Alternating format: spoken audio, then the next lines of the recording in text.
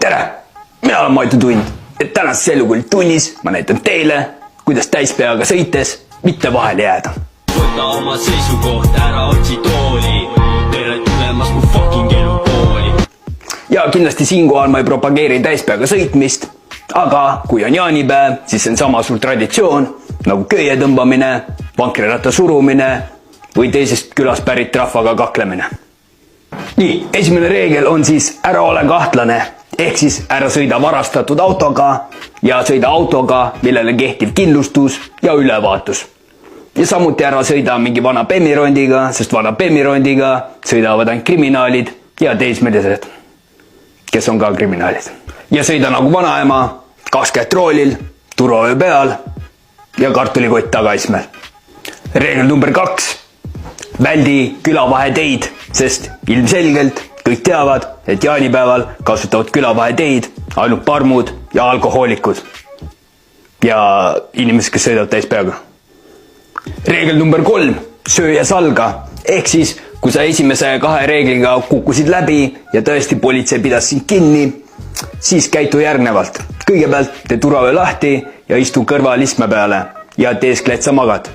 Ja kui politseiga koputab aknale, siis tee ehmatusega suured silmad lahti ja ütle, et sa ootad sõpra. Oodake, ma ootan sõpra.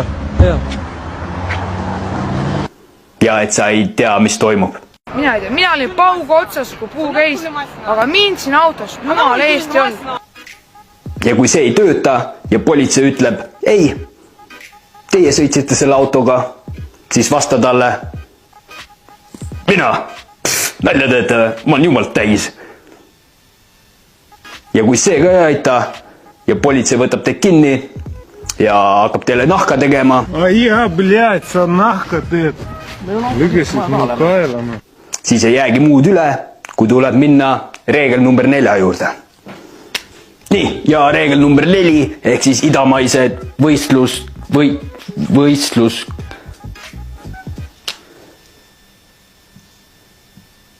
võitluskunstid, ehk siis kui esimesed 3 reeglit ei töötanud ja tõesti politsei tahab teid Sindi vanglasse viia, siis ei jäägi teil muud üle, kui politseile meelde tuletada, et te olete MMA-s käinud.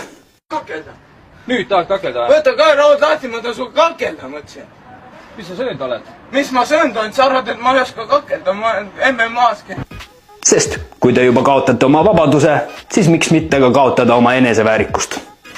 Ja mis ma oskangi siia lõppu öelda, kui võidad seda, et kui jood, siis ära sõida autoga, sest selleks on ju Bolti tõuksid.